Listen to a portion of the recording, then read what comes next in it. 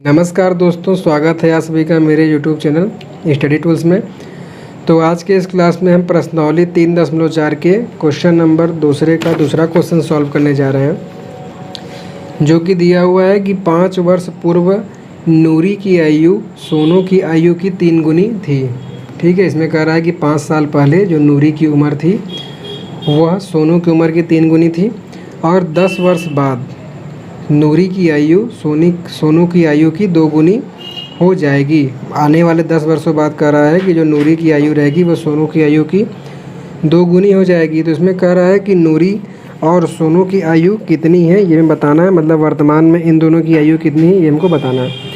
तो इसके लिए हम क्या करते हैं कि पहले हम इन दोनों की वर्तमान आयु मान लेते हैं। तो पहले मैं आपको रफली थोड़ा समझा देता हूँ कि ये मान लेते हैं ये नूरी है और ये है सोनू। क्या इसका वर्तमान आयु हम मान लेते हैं कि नूरी की वर्तमान आयु है x वर्ष और सोनू की वर्तमान आयु है y वर्ष। क्या कह रहा है 5 वर्ष पूर्व। 5 वर्ष पूर्व का मतलब हुआ कि 5 साल पहले। तो नूरी की वर्तमान आयु x में से हम 5 घटा देंगे, x - 5, और सोनू की उम्र दोनों में 5 वर्ष पूर्व का है तो ये भी 5y - 5 हो जाएगा 5 वर्ष पहले के लिए। क्या कहा गया है कि नूरी की जो आयु है वह सोनू की आयु की 3 गुनी है, मतलब कि इस समय 5 साल पहले इस समय जो नूरी की आयु है वह सोनू की आयु के 3 गुने के बराबर है। तो इसके लिए हम सोनू की आयु में 3 से गुणा कर दिए। तो इस तरीके से क्वेश्चन में जो पहला शर्त दिया गया था और ये हमारा पहला कंडीशन निकल जाता है। अब आते हैं आगे। वर्तमान के लिए जो कंडीशन दिया गया है, भविष्य के लिए जो दिया गया है कि 10 वर्ष पश्चात, मतलब कि इस समय जो नूरी की आयु x वर्ष है, इसमें कह रहा है 10 वर्ष पश्चात माने आने वाले 10 साल, तो इसमें हम 10 साल जोड़ देंगे। क्या कहा है कि सोनू की आयु की 2 गुनी होगी। तो सोनू की आयु भी 10 साल बाद ये हो जाएगी, इसमें वर्तमान में 10 जोड़ देंगे। तो इस समय जो नूरी की आयु है वो सोनू की आयु की दुगनी हो जाएगी। तो इस तरीके से दोनों शर्त हमारा क्वेश्चन से बन जाता है। तो अब इन दोनों को हम विलोपन विधि से अब सॉल्व करते हैं। तो ये जो हमने माना था ये वर्तमान आयु है, वर्तमान आयु नूरी की x है, सोनू की y है। ठीक है, तो अब इसको हम सॉल्व करते हैं। तो पहला कंडीशन जो कि था क्वेश्चन में मैंने बता दिया आपको कि x - 5 बराबर हो जाएगा 3 टाइम y - 5 के। तो इसको सॉल्व करेंगे तो यहाँ से हो जाएगा x - 5 बराबर 3 का इसमें गुणा हो जाएगा y में, तो हो जाएगा 3y - 5 तिहाई 15।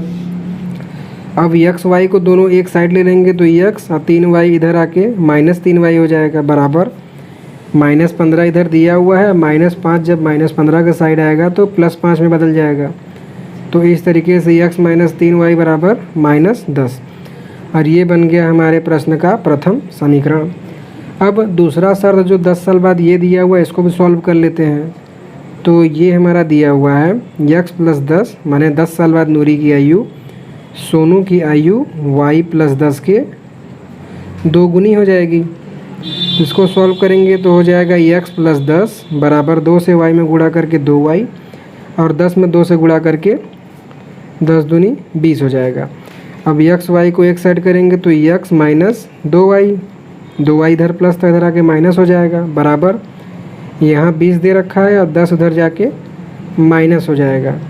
तो इस तरीके से यहाँ आ जाएगा x - 2y, 20 में से 10 जाके बचेगा 10। तो ये हो गया समीकरण 1 और समीकरण 2। अब क्वेश्चन में क्या कहा गया था कि हमें इन दोनों समीकरणों को चेक भी करना है कि इन दोनों समीकरण का अस्तित्व है कि नहीं। तो इसके लिए हमें क्या करना है कि दोनों समीकरण में a1/a2 और b1/b2 के मान को हमको चेक करना है कि क्या आ रहा है।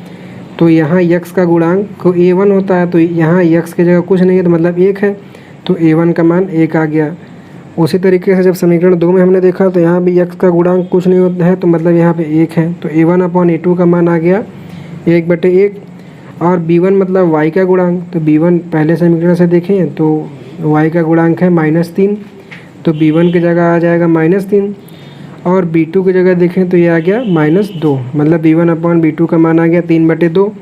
तो यहाँ पर हम देख रहे हैं कि A1/A2 बराबर नहीं है B1/B2 को।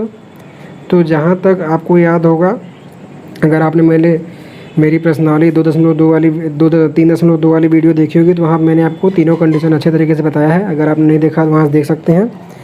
तो जब दोनों का अनुपात बराबर नहीं होता है तो इन दोनों समीकरण केवल एक हल होता है, और ऐसे समीकरणों को हम प्रतिच्छेदी रेखाएं कहते हैं। तो इनका अस्तित्व है, ठीक है। जब ये कंडीशन है तो इसका मतलब कि अस्तित्व समीकरण का है, और जब अस्तित्व है तो इसको हम विलोपन विधि से सॉल्व कर लेते हैं।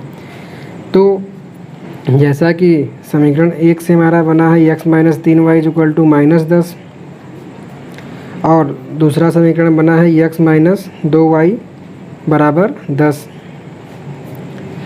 तो यहाँ पर हम देख रहे हैं समीकरण 1 और समीकरण 2 में दोनों में x का गुणांक भी बराबर है और चिन्ह भी बराबर है। तो हम जानते हैं कि जब चिन्ह ही बराबर है, गुणांक भी बराबर है, तो इस स्थिति में एक में से दूसरे समीकरण को हम घटा देते हैं। तो समीकरण 1 में से 2 को घटाने पर, तो जब घटा देंगे तो ये प्लस से माइनस हो गया, -2y + 2y में बदल जाएगा, और 10 जो है ये प्लस से माइनस हो जाएगा, क्योंकि घटाने का नियम होता है कि नीचे वाले समीकरण का चिन्ह बदल दिया जाता है। तो यहाँ से जो है x से x कट जाएगा, और यहाँ पर -3y माइनस में है और 2y प्लस में है, तो 3y में से 2y घट के केवल बचेगा एक माइनस में, y बराबर -10 और -10 जोड़ के हो जाएगा -20। तो यहाँ से माइनस माइनस कट गया, आ गया y बराबर 20। तो इस तरीके से y का मान निकल गया। अब इस y के मान को हम चाहे तो समीकरण 1 में रख दें या फिर समीकरण 2 में रख दें। तो हम इस y के मान को इस समीकरण 2 में रखते हैं।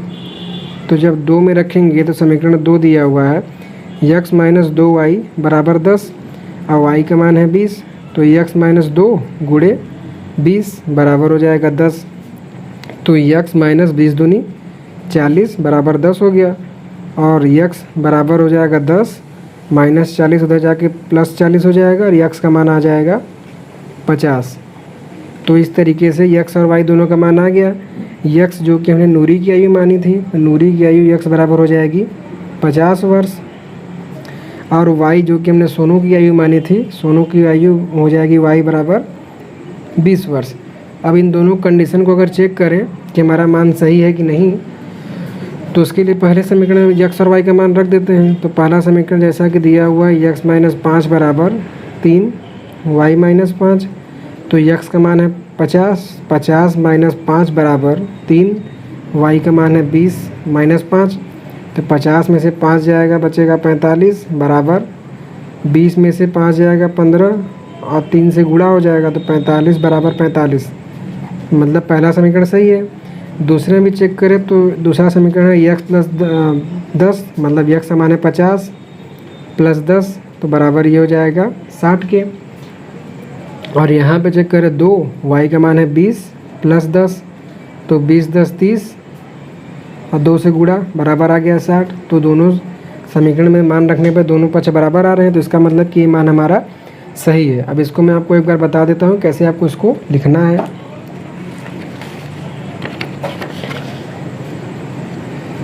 तो उसके लिए जैसा कि आप देख रहे हैं यहाँ पे पहले हमने मान लिया कि नूरी की जो वर्तमान आयु है वो x वर्ष है, और सोनू की जो वर्तमान आयु है वो y वर्ष है।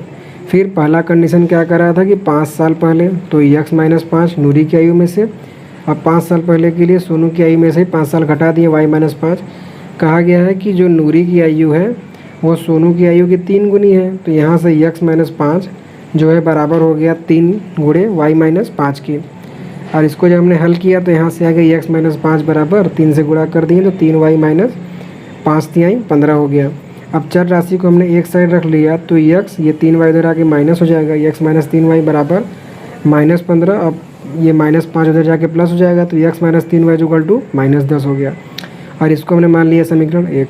फिर दूसरे शर्त में क्या कहा था कि वर्तमान आयु से 10 वर्ष पश्चात, तो मतलब नूरी की आयु x में हमने 10 जोड़ दिया बराबर सोनू की आयु y में भी हमने 10 जोड़ दिया।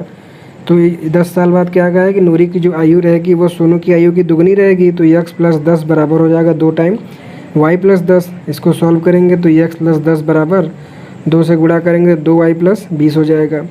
और यहाँ से 2y को जब इस साइड भेज देंगे तो माइनस हो जाएगा, तो x minus 2y equal two plus 10 को उधर भेजेंगे तो 20 माइनस 10 बराबर 10 आ जाएगा। फिर इसको हमने चेक किया तो यहाँ हमने देखा कि a1/a2 और b1/b2 का मान बराबर नहीं आ रहा है। तो इसका मतलब ये हो गया कि इस समीकरण का हल है, और हल है तो इसको हमें विलोपन विधि से हल करना था। तो विलोपन विधि में हमने समीकरण 1 में से समीकरण 2 को घटा दिए तो नीचे का जो चिन्ह है बदल गया, और यहाँ से x से x कट के y का मान निकल गया 20 वर्ष। अब इस y बराबर 20 साल को हमने जो है समीकरण 2 में रख दिया। तो समीकरण 2 जो कि दिया हुआ है x minus 2y equal to 10, तो यहाँ से x माइनस 2 और y का मान है 20 बराबर 10 हो गया। 2 से 20 में गुणा किया तो 20 दूनी 40, और 40 उधर भेजे तो x का मान आ गया 50। तो इस तरीके से नूरी की वर्तमान आयु x बराबर 50 वर्ष और सोनू की वर्तमान आयु y बराबर 20 वर्ष आ गया। इस तरीके से तो अब आपके सामने क्वेश्चन का सॉल्यूशन दिखाया जा रहा है, जिसे देखकर आप इसे अपने कॉपी में नोट कर सकते हैं। और अगर आपको बताया गया सवाल समझ में आया हो तो प्लीज़ वीडियो को लाइक कीजिएगा। इस वीडियो को अधिक से अधिक अपने फेसबुक, व्हाट्सएप सभी कॉन्टैक्ट में शेयर कीजिएगा, जिससे कि अधिक से अधिक बच्चे इस क्वेश्चन को पढ़ सकें। और आगे की आने वाली वीडियो से अपडेट रहने के लिए चैनल को सब्सक्राइब करिएगा और बेल आइकन को दबा लीजिएगा। So thanks for watching.